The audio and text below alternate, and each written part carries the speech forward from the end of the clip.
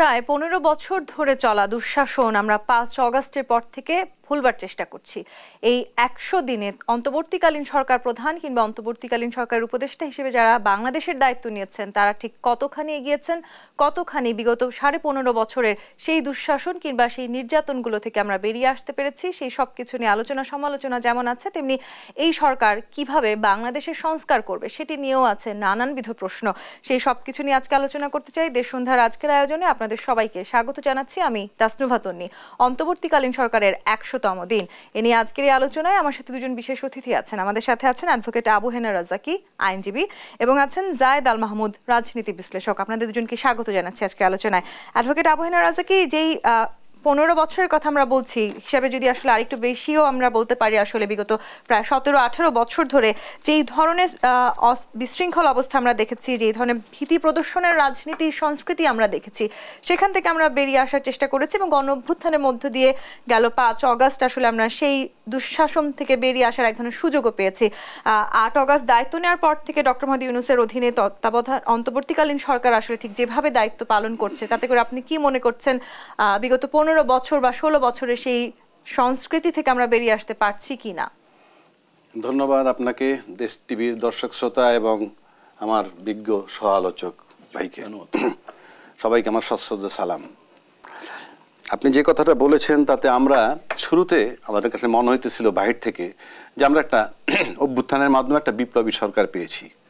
পরবর্তীকালে তারা যেভাবে ওতপ্রোত নিয়ে যেভাবে বসলো, সেই ফ্রম ডে ওয়ান তখনই মনে হয়েছে আমরা শিফট করে ফেলেছি। কেননা ওনাদের ওথ যেভাবে নিয়েছেন রাষ্ট্রপতির কাছ থেকে সংবিধানের আলোকে, ওই সংবিধান রক্ষা করার জন্যে, যাই হোক সেই সংবিধান সংস্কার করবেন এই সমস্ত প্রতিশ্রুতি আছে। এই যে ওনারা টেক ওভার করার পর যেটা আমরা দেখলাম, ওনারা কিন্তু ক্ষমতা আসার পর সর্বপ্রথম যে কথাটা বলেছিলেন সেটা হলো যারা আহত হয়েছে তাদেরকে চিকিৎসা দেওয়া হবে। অর্থাৎ আন্দোলনটা যদিও জুলাই মাসে ম্যাচিউর্ড হয়েছে এবং সাকসেসফুল হয়েছে, কিন্তু আন্দোলনটা বেশ পুরনো বলতে এখন বলতে পারেন রাস্তায় দাঁড়াইতে পারেনি, সেটা ভিন্ন কথা। যখন উপযুক্ত সময় হয়েছে তখনই হয়তো মানে তারা সরে যেতে বাধ্য হয়েছে। কিন্তু যে প্রতিশ্রুতিটা ছিল যে আপনার কি বলে, যারা আহত হয়েছে, যারা নিহত হয়েছে তাদেরটা তো তাদের পরিবারকে কিছু কম্পেনসেশন দিবে, কিছু দিচ্ছে নাম কষ্টে দেখলাম। আর আহতদের চিকিৎসা যেটা মারাত্মকভাবে অবহেলা করছে, এটা আমরা প্রত্যাশা করতে পারিনি, মানে প্রত্যাশা করি নাই। শেষ পর্যন্ত কিন্তু তাদেরকে মাঠে আসতে হয়েছে তাদের চিকিৎসা দাবি করার জন্য, এবং সেখানে ৫ জন উপদেষ্টা এসে ক্ষমা চাইছে। প্রশ্ন হচ্ছে তাদেরকে মাঠে আসতে হইল কেন? আমার বারবার একটা কথা মনে পড়ে, আমি বেশ কিছুদিন আগে এটা ফেসবুকে দেখেছিলাম, কথাটা একজনে বলছে এবং সেটা আমি অনেক আগে বলছি। সেটা একটা মানুষের যখন অবলম্বন থাকে, যেটা সেই অবলম্বনটার নির্ভরতা যখন কমে যায়, সবার আগে সেটাকে ছুঁড়ে ফেলে। এটা হলো একটা অন্ধ ব্যক্তির বেলায়, একজন অন্ধ ব্যক্তির সবচেয়ে বড় সম্বল থাকে একটা হাতের লাঠি। কিন্তু সে কোনো কারণে যদি তার চোখের দৃষ্টি ফিরে পায়, সবার আগে ছুঁড়ে ফেলে দেয় সেটা। এই আসিফ নজরুল সাহেব মাঠে যে কথা বলেছেন, তারপরে মানে ছাত্রদের ছাত্ররা নিয়োগকর্তা আপনার ইউনূস সাহেবদের, এবং এরপরে এই জিনিসটা যে ভুল হওয়াটা কোনোভাবে অ্যাকসেপ্টেবল না। এটা হওয়া হচ্ছে সবচেয়ে বেশি প্রায়োরিটি এদের, কিন্তু সেখানে তারা ব্যর্থ হয়েছে। এটার মানে পরিষ্কার আমি একটা কথা বলি, কিন্তু ১০০ দিনেই কি আসলে এই সরকার কতখানি ব্যর্থ হয়েছে কিংবা কতখানি সফল হয়েছে সেটি মাপকাঠি হিসেবে যথেষ্ট সময়? নো, আমি আহতদের কথাটা বলছি, সেটা তো মানে সবার আগে করা উচিত ছিল।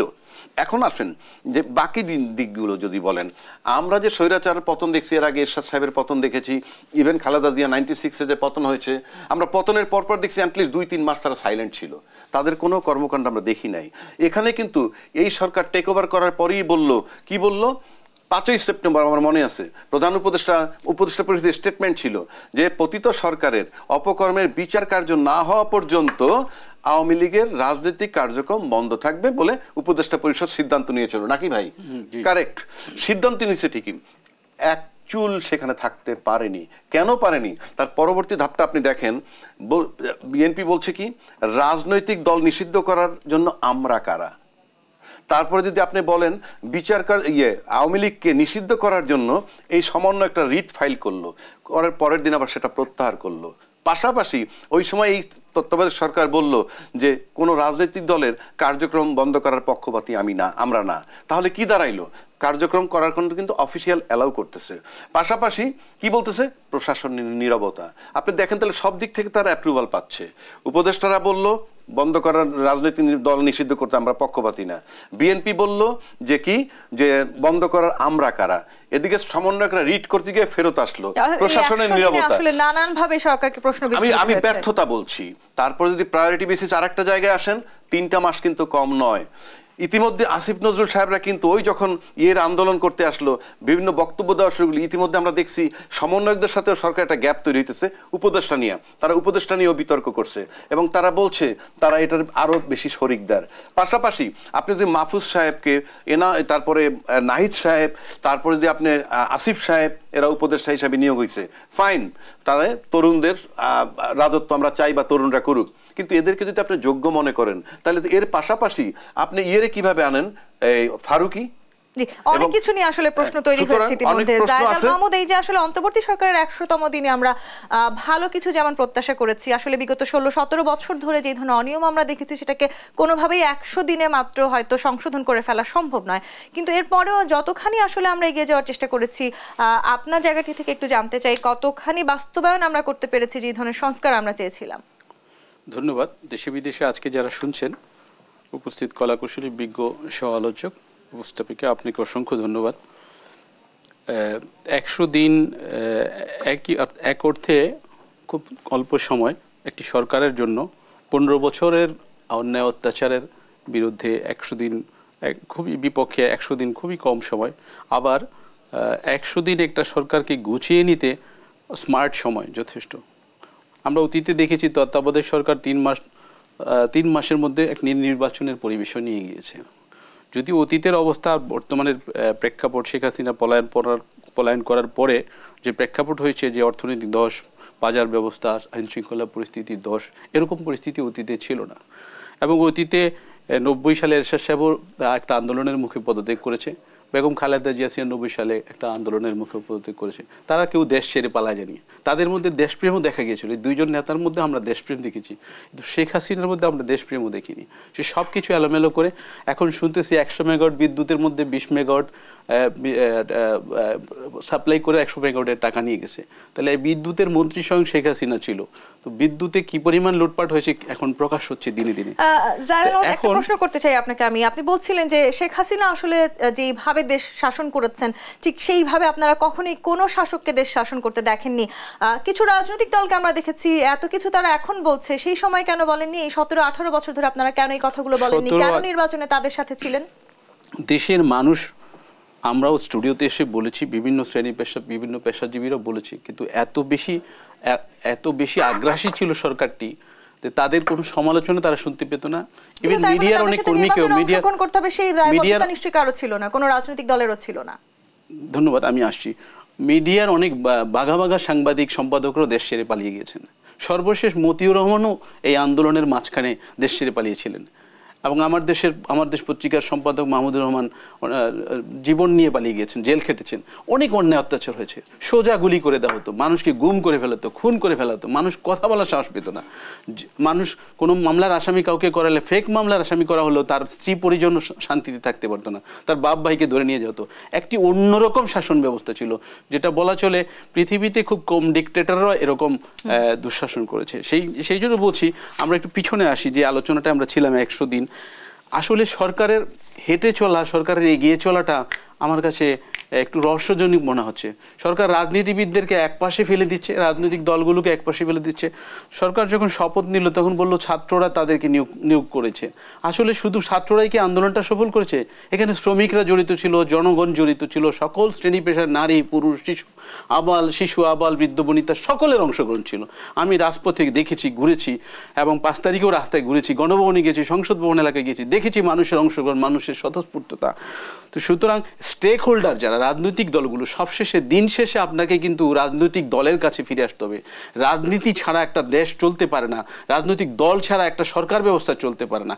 একটা আপদকালীন সরকার হিসেবে ডক্টর ইউনূস সাহেবের উপর মানুষের অনেক আশা ভরসা ছিল, বিদেশে অনেক টাকা লুট হয়ে গেছে, উনি টাকাগুলো হয়তো ফেরত আনতে পারবে, আর অনেক সাহায্য সহযোগিতা আনতে পারবে, ওনার সুনাম আছে, ওনার সুনামের উপর ভিত্তি করে উনি একটা ভালো ম্যানেজমেন্ট এখানে এস্টাবলিশ করতে পারবে। কিন্তু আমি উপদেষ্টাদের দেখছি অনেক বেশি কথা বলেন ওনারা, উপদেষ্টা নিয়োগের মধ্যেও অনেক ভুল ত্রুটি হচ্ছে।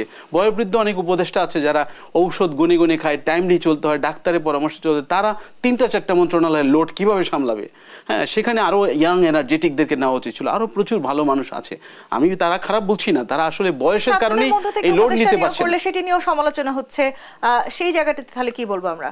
ছাত্ররাও এখন কিছু কিছু ক্ষেত্রে বয়সের কারণে ওরা যখন যেটা ওদের কাছে মনে হচ্ছে এটা খারাপ, ওরা প্রতিবাদ করে ফেলছে। ওদের প্রতিবাদটা কোনো কোনো ক্ষেত্রে একটু রং হচ্ছে, ওরা কিছু কিছু ক্ষেত্রে আগ্রাসী, কিছু ভুল করছে, আবার ওদেরও শিখার আছে, ওদেরও অনেক কিছু। ওদেরকে পিছন থেকে যারা কলকাঠি নাড়ে, ওদেরকে যারা নিয়ন্ত্রণ করে, বুদ্ধি দেয়, পরামর্শ দেয়, আমার উচিত, আমার অনুরোধ হলো আপনারা তাদেরকে ভালো পরামর্শ দিন। এই ছেলেগুলো লেখাপড়ায় ফিরে যাওয়া উচিত ছিল, এই ছেলেগুলো ডে বাই ডে লেখাপড়ায় ফিরে যাচ্ছে না। ভবিষ্যতে তাদের চাকরি বাকরি করার লক্ষ্য আছে কিনা জানি না, তারা কি পলিটিক্স করবে সেটাও বোঝা যাচ্ছে না।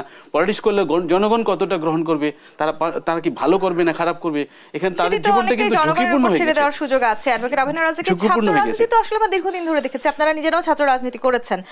অ্যাডভোকেট আভেনুর রাজাকে 100তম দিনে এসেও হয়তো আমরা এইটি বলার পুরোপুরি দাবি রাখতে পারছি না যে রাষ্ট্রীয় জীবনে আসলে আমাদের পুরোপুরি আত্মবিশ্বাস ফিরেছে। সেটির জন্য হয়তো আমাদের আরো কিছুদিন অপেক্ষা করতে হবে, কিংবা এই সরকারের প্রতি পুরোপুরি যে স্বস্তি আসবার কথা ছিল সমাজে, সেই স্বস্তি হয়তো আমরা এখনো পুরোপুরি ভাবে ফিরে পাইনি। কিন্তু স্বৈরাচারী পতনের পর আসলে ঠিক যেই রকম বাংলাদেশে আমরা প্রত্যাশা করেছি, সেই চাপটাও আসলে অনেক বেশি। সেই চাপ কাটিয়ে উঠতে পারছে কিনা অন্তর্বর্তী সরকার?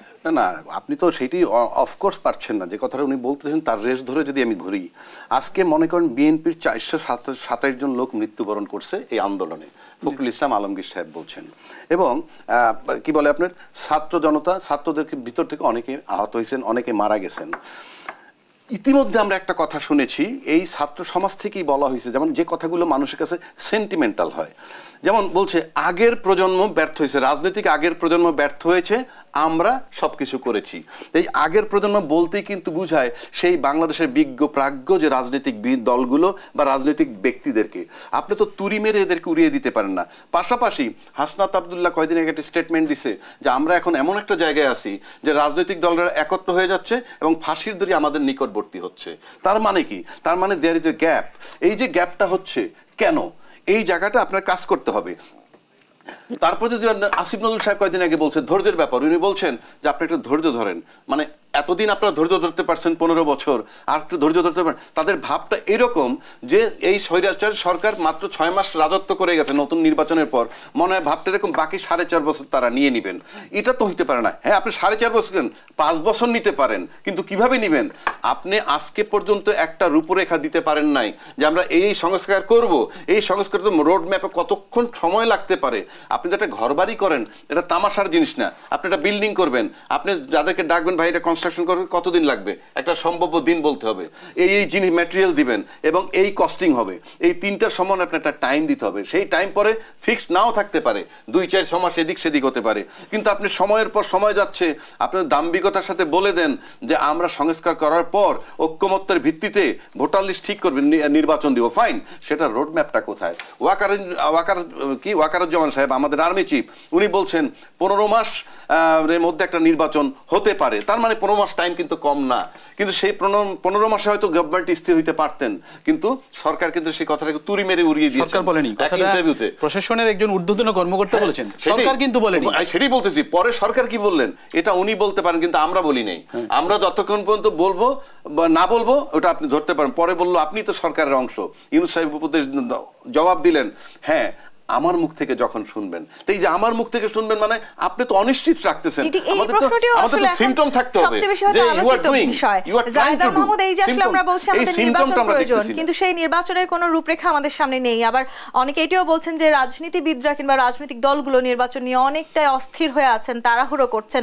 দুটো আসলে সাংঘর্ষিক কিনা, আমি সেই প্রশ্নটিতে আসবো। তবে একটি বিরতি নিয়ে ফিরতে হবে। দেশ সন্ধ্যায় বিরতি নিয়ে ফিরছি, সাথেই থাকুন।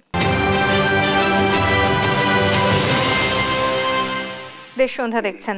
জায়েদ আল মাহমুদ, রাজনৈতিক দলগুলো অস্থির হয়ে আছে নির্বাচনের জন্য, আবার এদিকে আমরা অন্তর্বর্তীকালীন সরকারের কাছ থেকে এখনো পর্যন্ত নির্বাচনের তেমন কোনো রূপরেখা পাইনি। এই দুটো আসলে দুই ধরনের হয়ে যাচ্ছে কিনা, সাংঘর্ষিক হয়ে যাচ্ছে কিনা? ধন্যবাদ। রাজনৈতিক দলগুলোর প্রধান কাজ তো হলো তার রাজনৈতিক দলকে যেমন গুছিয়ে রাখা, তেমনি একটি লক্ষ্য দেশ পরিচালনা করা, জনগণের ম্যান্ডেট নিয়ে দেশ পরিচালনা। সুতরাং সে নির্বাচনমুখী চিন্তাভাবনা করবে। একটি দল যখন বৃহৎ একটি দল দেশের 17 বছর দেশের রাজনৈতিক মাঠে স্বাভাবিক রাজনীতি করতে পারেন এই সরকার, ইতিমধ্যে যদি স্বাভাবিক প্রক্রিয়ায় রাজনীতি এবং সরকার অদল বদল হতো তাহলে কি হতো, আপনার 2-3টি বার দল চেঞ্জ হয়ে যেত, কখনো আওয়ামী লীগ, কখনো বিএনপি, কখনো বা অন্য দল আসার সুযোগ হতো। একটি দল 17 বছর ক্ষমতায় নাই বা রাজনীতি করারই সুযোগ পাচ্ছে না, মারপিট, জেল হামলা, গুম খুম ছাড়া তাদের আর বাকি কিছু ছিল না। সুতরাং তারা অস্থির হওয়াটা অস্বাভাবিক কিছু না, তাদের লক্ষ লক্ষ নেতাকর্মী আছে। কিন্তু নির্বাচনী ব্যবস্থার আসলে সংস্কার না করে আমরা একটি সঠিক নির্বাচন, সুষ্ঠু নির্বাচন দিতে পারবো কি? এট এ টাইম এই সরকারের উচিত ছিল কি, এই সরকারের উচিত ছিল প্রথমে দায়িত্ব নিয়ে দেশের আইন শৃঙ্খলা পরিস্থিতিকে দ্রুততার সাথে উন্নতি ঘটানো, প্রধান কাজ ছিল এটি। দ্বিতীয় কাজ ছিল এই ছাত্র জনতার জুলাই আগস্টের আন্দোলনে আহত নিহতদের চিকিৎসা পুনর্বাসনের ব্যবস্থা করার জন্য। এখনো আহতরা আন্দোলন করতে হয়, উপদেষ্টারা রাতের আধারে, গভীর রাতে, তাও তাদেরকে আলটিমেটাম দিয়েছে সন্ধ্যা রাতে যাওয়ার জন্য, তারা গভীর রাতে গেছে। ছেলেরা, আহতরা রাস্তায় এসে রাস্তা আটকা রাখতে হয়েছে, হসপিটাল আটকা রাখতে, তারপরে এরা গভীর রাতে যেতে বাধ্য হয়েছে। এটা অত্যন্ত লজ্জাজনক সরকারের জন্য। কেন তাদেরকে আন্দোলন করে নিতে হবে? তারা তো চিকিৎসা পাওয়ার কথা অনেক সুন্দরভাবে।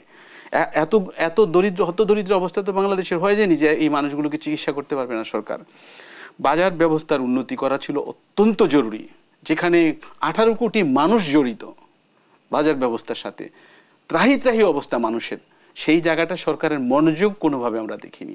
আজকেও আমি একটা রিপোর্ট দেখলাম যে কারো চোখ চলে গেছে, কারো পা চলে গেছে, কারো 2টা চোখ নষ্ট হয়ে গেছে, হ্যাঁ, কেউ বা পাশ দিয়ে যাচ্ছে সেও আহত হয়েছে। তো যারা এই আন্দোলনে আহত হয়েছে, নিহত হয়েছে, এই এতদিনেও সরকার এই আহতদেরকে খোঁজখবর নিয়ে তালিকা করে তাদের চিকিৎসার ব্যবস্থা করতে পারলো না। যারা নিহত হয়েছে তাদের পরিবারকে একটা সন্তোষজনক সান্ত্বনা দিতে পারলো না, সন্তোষজনক কিছু দিতে পারলো না। আর যাদেরকে খুঁজেই পাওয়া যায়নি, এরকম গুম হয়ে গেছে, যাদেরকে তারা বেঁচে আছে না মরে গেছে, গুম হওয়া মানুষগুলোর পরিবারের কি অবস্থা। সুতরাং সরকারের ব্যর্থতা কিন্তু ফুটে উঠছে, দিনে দিনে ফুটে উঠছে।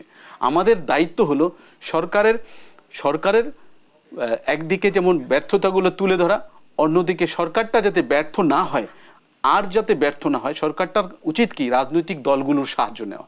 রাজনৈতিক দলগুলোর সাথে লক্ষ লক্ষ নেতাকর্মী জড়িত, এই লক্ষ লক্ষ নেতাকর্মীর সাথে কোটি কোটি মানুষের সমর্থন জড়িত। আপনি সমস্ত রাজনৈতিক দলকে নস্যি বানিয়ে তাদেরকে একপাশে ফেলে রাখবেন, কাউকে কিছু জিজ্ঞাসা করবেন না, বাচ্চা বাচ্চা কথা শুনবেন, আবার বিতর্কিত সিদ্ধান্ত নিয়ে ফেলবেন, দেখা গেছে তারাও জানে না। তাহলে পরে তো মুশকিল।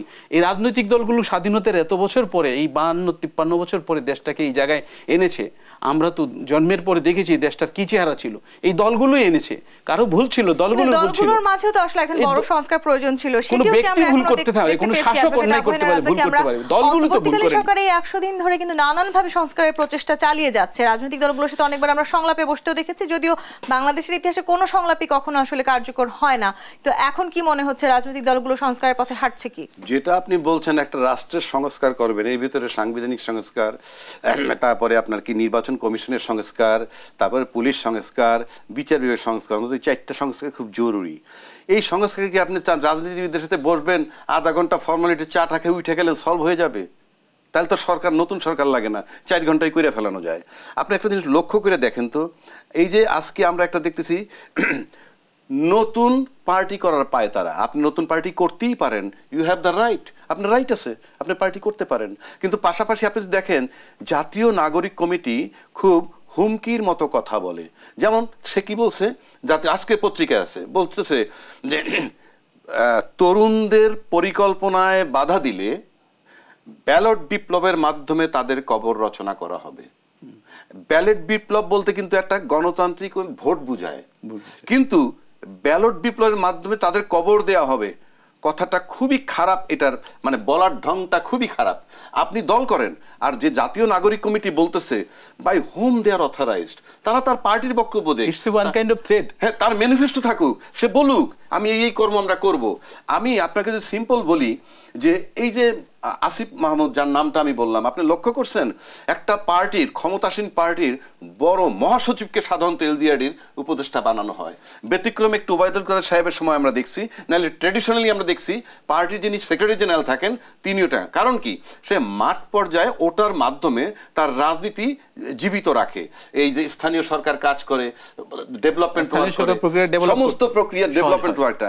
এখন এই প্ল্যান যদি করে থাকে যে আমরা ওখানে কাজ করাবো কাকে দিয়ে, নতুন যাদেরকে কাজ দিব তাদেরকে দিয়ে আমরা প্ল্যাটফর্ম বানাবো এবং একটা আমরা শিক্ষানবিশ বলবো একটা রাজনৈতিক দল গঠন করব, এই দূরভিসন যদি আপনার হয় এটা তো ভালো না। এটা তো কিংস পার্টির মতো কাজ হচ্ছে, because you are in power. আপনি পাওয়ারে থেকে এটা করার মানে হচ্ছে যে আপনি তো, তারপরে যদি আমি নাগরিক কমিটির সাথে ওই কথাটা মিলাই যে ব্যালট বিপ্লব করে রাজনৈতিক তাদেরকে কবর দেওয়া হবে, এই কথাটা ভালো না। আমি সিম্পলি আপনাকে শেষের দিকে বলি, সরকারের গত এতদিনের যে কার্যক্রম তাতে ছাত্রের যারা বৈষম্য বিরোধী ছাত্র তাদের কর্মকাণ্ড, তারপর জাতীয় নাগরিক কমিটির কর্মকাণ্ড, তারপর সমন্বয়কদের কর্মকাণ্ড এবং সরকারের যে কর্মকাণ্ড, এই চারটা গ্রুপে যদি বলি যে আপনি এসিএল লেখে অ্যানুয়াল কনফিডেন্সিয়াল রিপোর্ট, আপনারা 100 ডেজ কনফিডেন্সিয়াল রিপোর্টটা আপনারা বুকে হাত দিয়ে নিজেরা লেখেন তো কি লিখতে পারেন যে আপনি 100 দিনে কি করছেন। আমি চ্যালেঞ্জ করে বলতে পারি একটা পজিটিভ সেন্টেন্স লেখার ক্ষমতা তাদের নাই। এবং আমি একটা লক্ষ্য করে দেখছি 4 জন উপদেষ্টা আছে এর ভিতরে, একটু 3 জন উপদেষ্টা আমি পেয়েছি ডিস্টার্ব ছিল।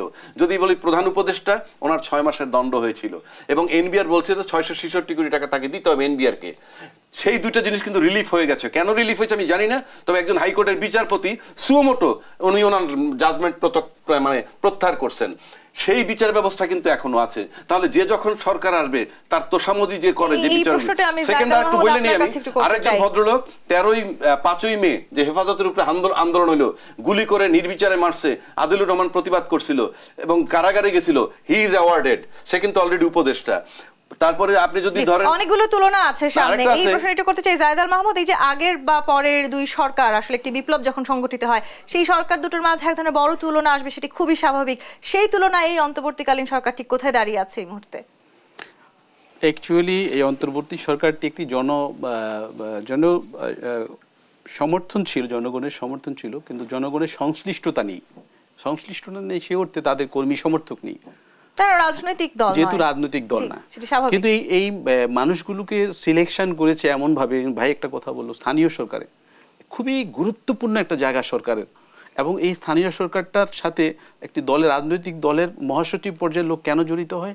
মূল কারণ হলো ওই মহাসচিবের কমান্ডটা একেবারে তৃণমূল ওয়ার্ড পর্যায়ের কর্মী থেকে শুরু করে কেন্দ্রের শীর্ষ নেতা পর্যন্ত মহাসচিব জড়িত থাকে। তার ফলে তার পক্ষে তৃণমূলে উন্নয়নটা পৌঁছানো সহজ হয় এবং রাজনৈতিক দলের এজেন্ডা অনুযায়ী সরকারের কর্মকাণ্ডগুলো এবং জনস্বার্থে বাস্তবায়ন করা সহজ হয়। কিন্তু এই বিগত 100 দিনে আসলে আমরা কোনো রাজনৈতিক দলগুলোকে, আপনি যে কথাটা বলছেন, সেরকম কোনো দাবি জানাতে দেখেছি কি? তারা কখনো বলেছেন তারা এই ধরনের উপদেষ্টা চান না? রাজনৈতিক দলগুলো কিন্তু অনেক ক্ষেত্রে ভুলগুলোকে এড়িয়ে যাওয়ার চেষ্টা করছিল বা কৌশলে বলার চেষ্টা করছিল। সরকারটাকে ব্যর্থ হবে রাজনৈতিক দলগুলো চাচ্ছিল না। তারেক রহমান সাহেব লন্ডন থেকে বারবার বলছে, সকল দলগুলো বলছে, এখানে বিএনপির মহাসচিব সকাল বিকাল বলছে, বিভিন্ন প্রোগ্রামে বিএনপির সব নেতারা বলছে, অন্যান্য দলও বলছে।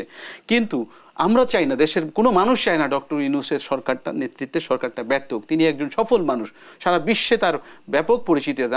আমরা চাই সুনামের সাথে তিনি যে 6 মাস, 1 বছর, 2 বছর সময় দিবে, তিনি একটা সম্মানজনক জায়গায় দেশটাকে নিয়ে যাবে, তার শাসন ব্যবস্থার কথা মানুষ মনে রাখবে। কিন্তু আসলে কাজগুলো খুব কাঁচা কাজ হয়ে যাচ্ছে। এই যে আসলে আমরা উপদেষ্টা নিচ্ছে যাকে তাই, আমি একটু কমপ্লিমেন্ট দেই ওনার কথাটার পরিপ্রেক্ষিতে।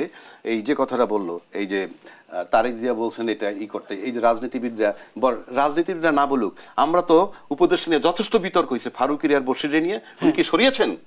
এখন পর্যন্ত ইভেন সমন্বয়করা পর্যন্ত আপত্তি করছে, ওনারা কি সরিয়েছেন? কাজে আপনি বারবার সরকার একেবারে পবিত্র, পুত পবিত্র, সম্মানিত লোক, সব ঠিক আছে, কিন্তু আপনার সমন্বয়করা পর্যন্ত এলাও করেন। আমি সেই জায়গায় কি সরিয়েছেন? এই পয়েন্টে কিন্তু প্রশ্নটা আমি একটু রাখতে চাই। বিগত সময়ে আসলে আমরা দেখেছি এই সময়টাতে যেরকম অন্তর্বর্তীকালীন সরকার বলি কিংবা তত্ত্বাবধায়ক সরকারের সময়টাতে আমরা দেখেছি তাদেরকে নিয়ে অনেক সমালোচনার জায়গা ছিল এবং তাদেরকে নিয়ে অনেকটা বিতর্কও সৃষ্টি হয়েছে। সেই জায়গাটিতে আবারও এই অন্তর্বর্তীকালীন সরকার চলে যেতে পারে কিনা, কোনো না কোনো ভাবে আবারও সেই বিরাজনীতিকরণ কিংবা -2 ফর্মুলা আসলে বাংলাদেশে ফিরে আসার কোনো সম্ভাবনা আছে কিনা? আমি উত্তর নিব, আরো একটি বিরতি নিতে হবে। দেশ সন্ধ্যায় বিরতি নিয়ে ফিরছি, সাথেই থাকুন।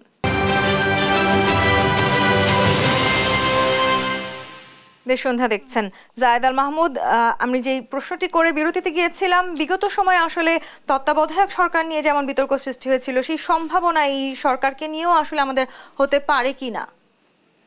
সেই সম্ভাবনার খুব কাছাকাছি সরকারটা চলে গেছে।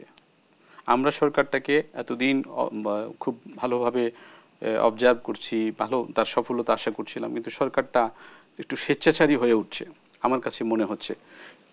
তাদের প্রথমেই তারা যখন বলছে তাদের নিয়োগ করতে ছাত্ররা না, দেশের জনগণ। আপনাকে মনে রাখতে হবে দেশটার জনগণের, ছাত্ররা আমাদের সন্তান, আমি তার বাপ, বড় ভাই, আপনাকে সেটা মাথায় রাখতে হবে। এমনিতে আমাদের চুলদারি সাদা হয়নি, আমাদের প্রাজ্ঞতার মূল্য আছে না, আমাদের অভিজ্ঞতার মূল্য আছে না। আপনি প্রথমেই ভুল করে ফেলেছেন। ডক্টর ইউনূস প্রথম যখন কথাটা বলছে, রাজনৈতিক দলগুলো এক পাশে ফেলে দিয়েছে। রাজনৈতিক দলগুলোর পরামর্শে উনি জাতীয় সরকারও তো করতে পারতো, সব দল থেকে 2-4 জন করে লোক। এই বিষয়টা রাজনৈতিক দলগুলোকে কি সত্যি তাহলে অন্তর্বর্তীকালীন সরকার এক পাশে ফেলে দিয়েছে? আর সেটা তো লক্ষণ, মানে সিমটমটা তো আপনার সেরকমই। আপনি যে এলজিআরডির কথাটা বললাম, মাঠে কি হবে সেটা আমি আপনাকে প্র্যাকটিক্যাল বলে দিচ্ছি। আপনি কি মনে করেন মাঠে তো কাজগুলো কারা করে? আমরা হয় বিএনপির লোকে করছে না আওয়ামী লীগের লোকে করছে, সময় তাই তো রাজনৈতিক দল থেকেই সাধারণত করে। যদি আজকে যা এলজিআরডি করা হইলো, সে কি করবে? সে নিশ্চয়ই এমন কাউকে দিবে যাকে দিয়ে তারা চিন্তা করবে, তার কথা বলবে। তার কথা বললে একটা তৃতীয় গ্রুপ আসবে। এই তৃতীয় গ্রুপ যখন আসবে, তখন আপনার যারা বিএনপির যারা ওইখানে আছে তারা তখন এটাকে অন্যভাবে নেবে। কারণ আসিফ নজরুল সাহেব একটা গন্ধ দিচ্ছেন যে একটু ধৈর্য ধরতে হবে আপনাদের। মানে আমি ধৈর্য ধরব কিসের? আপনি তো কোনো কিছু আমাকে পরিষ্কার করেননি। আমি ধৈর্য ধরবো কি শূন্যের উপরে? এমন কথাও বলছেন, মানে এই সরকার থাকলে তো আরো 4.5 বছর থাকতো। ভাবটা এরকম যে আপনার দরকার 4 বছর অপেক্ষা করেন না, এই জন্য তো আপনি আসেন নাই। ভালো কথা, আপনি যে আসেন, তাহলে আমি যদি দূরভিসন্ধি বুঝি, যেহেতু এই যে ফখরুল ইসলাম আলমগীর সাহেব বলছেন সরকার -2 এর পরিকল্পনা করতেছে, সরকার করবে কি করবে না সেটা জানি না, কিন্তু তারা যেহেতু বিজ্ঞ রাজনীতিবিদ, তারা পাওয়ারে ছিল, তারা কিন্তু অনেক কিছু বোঝে, তাদেরও চুলদারি পাকছে, অভিজ্ঞতায় সমৃদ্ধ। সুতরাং এই যে কথাটা বলছে, নিশ্চয়ই তারা সেই গন্ধ পাইছে। সুতরাং সেটা অ্যালাউ করবে কেন তারা? No doubt about it, I am telling you, যে দেশটাকে সংঘর্ষের দিকে যাচ্ছে। কারণ প্রশাসন, আমি আবারও বলছি, এই প্রশাসন এই সরকারকে শতভাগ এখন পর্যন্ত সহযোগিতা করছে না। 1, 2, মাঠে ছাত্রদের যে ঔদ্ধত্যপূর্ণ কথা, তাতে তারা সহযোগিতা করবে না। সুতরাং মাঠে যদি ছাত্ররা যায়, ছাত্রলীগও চাইবে না। ছাত্রলীগ তো নিষিদ্ধ করছে, কিন্তু এটা কাগজে কলমে, অন্য কালারে ঘুরলে আপনি কিছু করতে পারবেন না। ছাত্রলীগ বলেন, বিএনপি ছাত্র দল বলেন, তারাও চাইবে না ওই জায়গাটায় এলজিআরডির কাজের নামে তৃতীয় একটা পক্ষ আসুক, সময়ের ব্যবধানে সেই ইউনিয়ন চেয়ারম্যান হবে। সুতরাং সেখানে সংঘর্ষ নিশ্চিত। আর সেই সংঘর্ষ যখন বাড়তে থাকবে, তখন পুলিশ যদি নীরব ভূমিকায় থাকে, তখন তাদের কেউ টেনশন থাকবে না যে কারাগারে যাব আমরা। কারাগারে যদি না যায়, তাহলে মাঠে হবে কি বলে সংঘর্ষ। যার জন্য ফখরুল ইসলাম আলমগীর সাহেব বলছেন, ডিসেম্বরের মধ্যে যদি আপনারা রোড ম্যাপ না দেন, মার্চ এপ্রিল থেকে আন্দোলন। এই কথাটাও মাথায় রাখতে হবে। আমি আবারও বলছি, সরকার কিন্তু সবচেয়ে দুর্বল প্রশাসনিকভাবে। প্রশাসন এখন পর্যন্ত শতভাগ নামাইতে পারে না, এবং প্রশাসন ছাড়া কোন রাজনৈতিক দল সাকসেসফুল হয় নাই। অর্থাৎ যে পুরো প্রশাসনকে আসলে আমাদের পরিবর্তনের প্রয়োজন ছিল, সেই 100 দিনে আসলে আমরা প্রশাসনের পরিবর্তন কতখানি দেখেছি? এইখানে একটা সুন্দর জায়গায় আসছেন আপনি।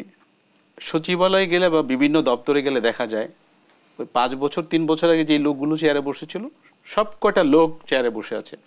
এর আগে অতীতে তত্ত্বাবধায়ক সরকারগুলোকে আমরা দেখেছি, যখনই দায়িত্ব নিয়েছে, একদিনে 1 রাতের আধারে, কয়েক ঘন্টার ব্যবধানে এক চিঠিতে 40, 42, 50, 60 জনকে একসাথে বাড়ি পাঠিয়ে দিছে।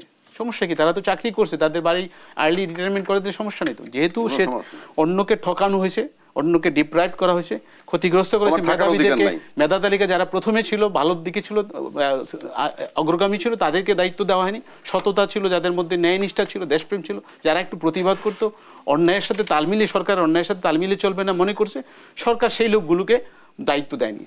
তাহলে ওই লোকগুলোকে খুঁজে বের করা উচিত। এরকম অনেক লোক 10 বছর জয়েন্ট সেক্রেটারি পড়ে আছে, এডিশনাল সেক্রেটারি 6-7 বছর চলে পড়ে আছে, যারা মেধা তালিকায় অগ্রগামী ছিল। তাহলে সব আগের সচিবগুলোকে বাদ দেন, এবং অনেক বিতর্কিত বিভিন্ন সংস্থা প্রধান আছে তাদেরকে বাদ দেন, বিভিন্ন কর্পোরেশনের চেয়ারম্যান তাদেরকে বাদ দেন, সেই জায়গাগুলোকে অন্যদেরকে নিয়োগ করেন, উপসচিব থেকে অন্যদেরকে প্রমোট করেন। আপনি এই কাজটা কেন করলেন না? আজকে আপনি সংস্কারও করতে চাইবেন, আবার ওই যে পতিত সরকারের দোসরদেরকেও রাখতে চাইবেন, আবার বলবেন যে আপনি সফল কোনো না কোনো ভাবে আসলে সফলতা তাহলে এই খুঁজবেন। অন্তর্বর্তীকালীন অসম্ভব। সরকার সবভাবে একটু চেক এন্ড ব্যালেন্স করে চলবার চেষ্টা করছে কি এখানে সেই চেক সুযোগ এন্ড আছে ব্যালেন্স কি? বলতে কিছু না, ইনফ্যাক্ট আমি দেখতেছি Immaturity পরিচয় দিচ্ছে সরকার। ইমেচুরিটি পরিচয় দিচ্ছে, যেটা সর্বত্র আপনি যেভাবে প্রিভিলেজ দিতেছেন, বিশেষ করে ভাই সমন্বয়করা আমার দেশের ছাত্র, আমার দেশের সন্তান, আমাদের সন্তান, আমাদের ভাই। সন্তান, তাদের তো লাইফ আছে। তারা যদি আচ্ছা বলেন এইভাবে রাজনীতি করতে কোথায় যাবে, কত দূর পৌঁছাবে, যদি তার আগে ঝরে যায় তাদের ইয়ের জন্য। কেন বলছি, ভীতি প্রদর্শন আগেও ছিল আওয়ামী লীগ সরকারের আমলে, সেখানে ভীতি পাইতাম আমরা, ভয়টা পাইতাম পুলিশে তুলে নিবে কিংবা ডিজিএফআই গুম করে ফেলবে, এই ধরনের ভয়। আমরা টকশো করি, আমরা কমেন্ট দেখি, সেখানে দেখি যদি এদের বিরুদ্ধে কথা যায় তো অমুক আরেকটা দল বলে আমরা দালাল, যদি বিএনপির পক্ষে যায় তো ওরা বলে দালাল, এবং যাচ্ছে তাই ভাবে। তার মানে কি, আবার এই কেউ কেউ বলে যে সাবধানে কথাবার্তা, তার মানে কি ভীতি কিন্তু বিরাজমান আছে। নো রাইট, আপনি এটা লিখতে পারবেন না। যদি আমি মনে করি যে আমার স্বাধীনতা, বাক স্বাধীনতা আছে, আপনি কি কমেন্টে এটা লিখতে পারেন? আপনি ভালো মন্দ কমেন্ট করেন, এটা এইভাবে বলতে পারেন, ওইভাবে বলতে পারেন। তার মানে হুমকির রাজনীতি চলমান, দুইটার ফর্ম আলাদা। এই পুরো সংস্কৃতিকে পরিবর্তন করা আসলে কতখানি সম্ভব বাংলাদেশের এখনকার বর্তমান প্রেক্ষাপটে? রাজনৈতিক বড় পরিবর্তন আমরা দেখেছি। সেক্ষেত্রে আসলে আমরা যেমন অনেক ধরনের সমালোচনা করছি অন্তর্বর্তীকালীন সরকার নিয়ে, তেমনি অন্তর্বর্তীকালীন সরকারের জন্য আসলে এই ধরনের বাস্তবতায়, এই ধরনের অপপ্রশাসনের যে শৃঙ্খল ছিল সেখান থেকে ভেঙে ফেলে উত্তরণের পথে অনেক ধরনের চ্যালেঞ্জ আছে, সেটিও সত্যি। সেই চ্যালেঞ্জগুলোর জন্য তাদেরকে আরো খানিকটা সময় দেওয়া আমাদের প্রয়োজন কিনা?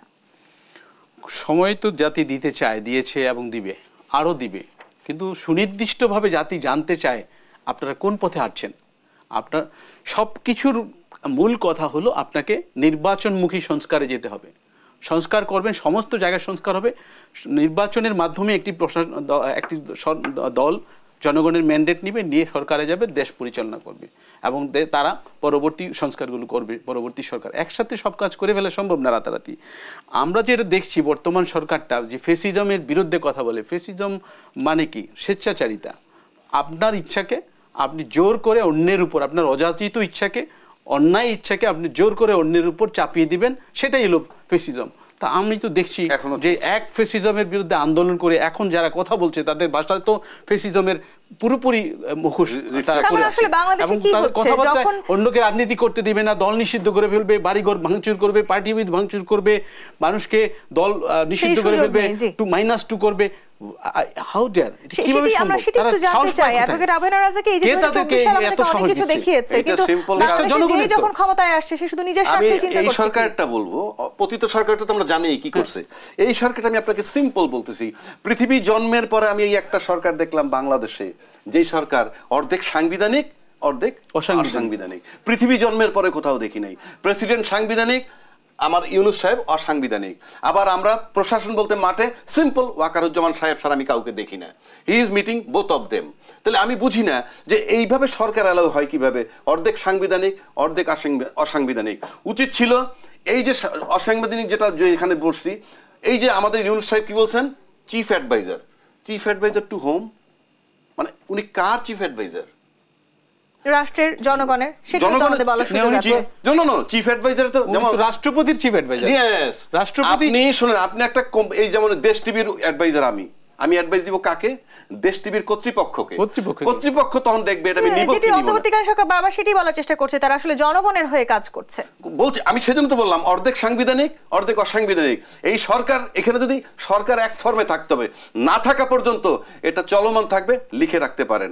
আর আমার কথা যদি চ্যালেঞ্জ করে অন্তর্বর্তীকালীন সরকার, ওই 4টা ধাপ বললাম, সমন্বয়ক, জাতীয় নাগরিক কমিটি, সরকার, সবাই তাদের 100 দিনের নিজস্ব কনফিডেন্সিয়াল রিপোর্টটা নিজেরা লেখা পত্রিকায় ছেপে দেখ, জাতি জানুক কি করছে ভালো। জি, জায়েদ আল মাহমুদ, একদম শেষ প্রশ্ন, ছোট করে উত্তর আশা করছি। যে আমরা আসলে অন্তর্বর্তীকালীন সরকার বলি কিংবা রাষ্ট্রীয় যে নির্বাচনের মধ্য দিয়ে যারা সরকারে আসছেন, তাদের জবাবদিহিতা কতখানি নিশ্চিত করতে পেরেছে এই 100 দিনে?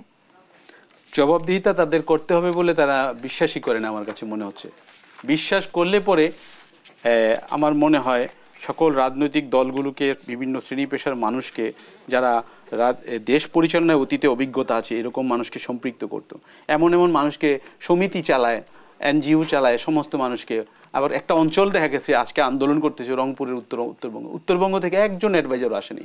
তাহলে এটাও একটা বিষয়, কিন্তু আঞ্চলিকভাবে কিন্তু ডিসেন্ট্রালাইজ করা হয় এই সরকার নিতে হবে সেভাবে আন্দোলন করা, সেখান থেকে সেই যেভাবে দেশ চালাইতে চান তাতে মনে আপনার লম্বা সময় তো 50 জন উপদেষ্টা নেন, 50টা মন্ত্রণালয় বানান। আপনি একজন বুড়ো লোককে 80 বছরের লোককে 3টা মন্ত্রণালয় দিয়ে রাখছেন, তিনি তো একটাই চালাতে পারেন না ভালো। হি ক্যানট ওয়াক ইভেন প্রপারলি। হ্যাঁ, তিনি তো হাঁটতে পারেন না। তামাশা করতেছেন, তিনি তো একটা মন্ত্রণালয়ের রেগুলার 3টা 4টা 5টা মিটিং থাকে, তার পক্ষে তো সব মিটিং অ্যাটেন্ড করা সম্ভব না।